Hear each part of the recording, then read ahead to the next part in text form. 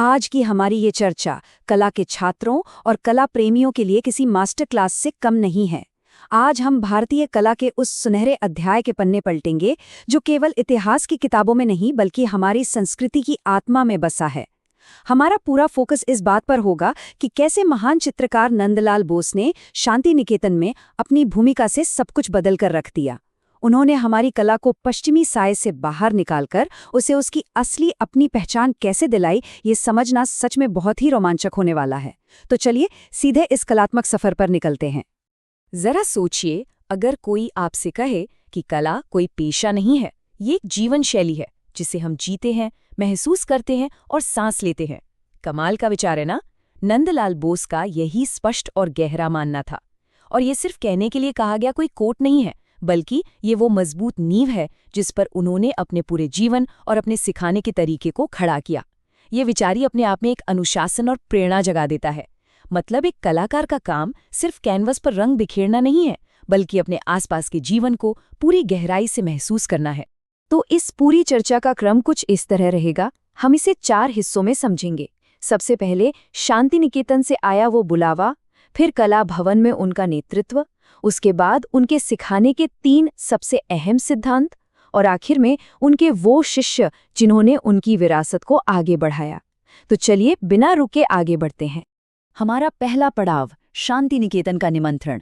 एक महान शिक्षक बनने से पहले ये जानना बहुत जरूरी है कि खुद उनका आधार क्या था।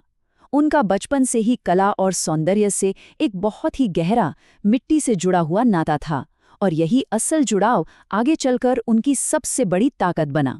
उनके सफ़र को देखिए।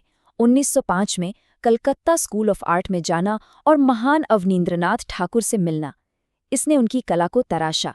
लेकिन पता है सबसे बड़ा मोड़ कब आया? 1909 में, जब वो अजंता की गुफाओं में गए।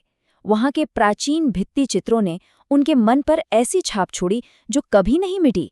इसी शास्त्रीय समझ ने उस पल की नींव तैयार की जब 1919 में उनके पास शांति निकेतन आने का वो ऐतिहासिक बुलावा आया।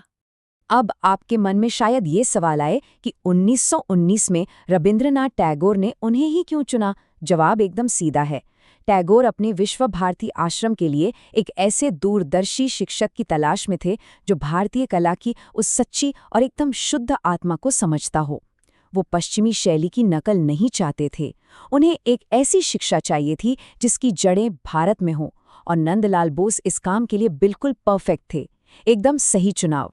और यहीं से शुरुआत होती है हमारे दूसरे भाग की, कला भवन का नेतृत्व। शांति निकेतन पहुंचने के बाद उन्होंने जिस तरह से कला भवन की कमान संभाली, वो अपने आप में एक इतिहास है। उस समय की पारंपरिक कला शिक्षा कैसी थी? बिल्कुल बंद कमरों, कड़े नियमों और किताबों तक सीमित। लेकिन शांति निकेतन का तरीका वो बिल्कुल अलग था। बोस ने कला को उन 4 दीवारों से आजाद कर दिया। जरा इमेजिन कीजिए, छात्र बाहर खुले आसमान के नीचे, हरे भरे खेतों के बीच और नदियों के किनारे बैठे हैं और सीधे प्रकृति से बात करते हुए कला सीख रहे हैं। ये जो खुलापन और जीवंतता थी ना, यही उनके सिखाने के तरीके की सबसे बड़ी खूबी थी। अब आते हैं इस चर्चा के सबसे अहम हिस्से पर, उनके शिक्षण के 3 सिद्धांत। अगर आप कला का अध्ययन कर रहे हैं तो ये वो नियम हैं जिन्हें आपको हमेशा याद रखना चाहिए। देखिए, ये तीनों कदम एक दूसरे से कैसे जुड़े हैं। पहला कदम, प्रकृति से सीखें, यानी सीधे कुदरत के बीच जाइए और वहां से प्रेरणा लीजिए। दूसरा, अपनी भारतीय परंपराओं को जानें। उन्होंने छात्रों को अजंता, राजपूत और मुगल शैलियों को करीब से समझने का मौका दिया ताकि वो अपनी जड़ों को पहचानें। और तीसरा कदम, जो शायद सबसे ताकतवर है, सरलता में शक्ति। महान कला बनाने के लिए आपको हमेशा बहुत महंगे या भव्य संसाधनों की जरूरत नहीं होती। कम से कम चीजों का इस्तेमाल करके भी आप अपनी बात बहुत गहराई से कह सकते हैं। है ना कमाल की बात? और उन्होंने इन बेहतरीन सिद्धांतों को सिर्फ बातों तक सीमित नहीं रखा, इन्हें सहेज कर भी रखा गया। शिल्प चर्चा और रूपावली, ये 2 किताबें उन्होंने ही लिखी हैं। ये कला के नियमों और सौंदर्य शास्त्रों को इतनी आसान भाषा में समझाती हैं कि आज भी आर्ट स्टूडेंट्स के लिए इन्हें पढ़ना बहुत जरूरी माना जाता है। उन्होंने सच में आने वाली पीढ़ियों के लिए एक बहुत मजबूत रास्ता बना दिया था। चलिए अब इस मास्टर क्लास के आखिरी हिस्से पर नजर डालते हैं, उनके प्रसिद्ध शिष्य और उनकी विरासत।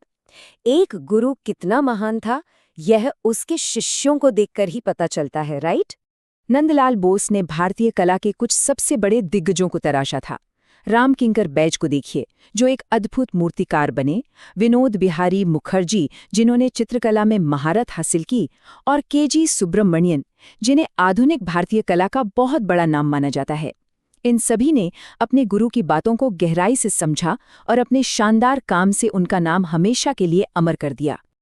लेकिन उनका असर सिर्फ शांति निकेतन के क्लासरूम तक ही नहीं रहा। उनकी कला ने राष्ट्र के निर्माण में भी हिस्सा लिया।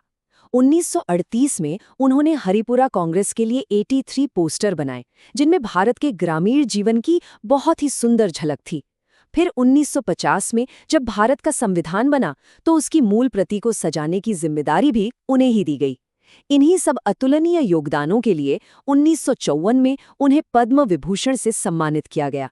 ये सब एक कलाकार की अपने देश के प्रति सेवा का एक बहुत ही शानदार उदाहरण है। तो इस पूरी चर्चा के बाद एक बहुत ही जरूरी सवाल पीछे छूट जाता है। आज की इस डिजिटल और तेज भागती दुनिया में कला के छात्र नंदलाल बोस की उस प्रकृति से जुड़ी शैली और सादगी को अपने काम में कैसे उतार सकते हैं? तकनीक के इस दौर में भी हम अपनी मिट्टी और अपनी परंपराओं से कैसे जुड़े रह सकते हैं? ये एक ऐसा सवाल है जिस पर आप सभी को जरूर सोचना चाहिए। अपनी कला को निखारते रहिए और हाँ, प्रकृति से सीखना कभी मत छोड़िए।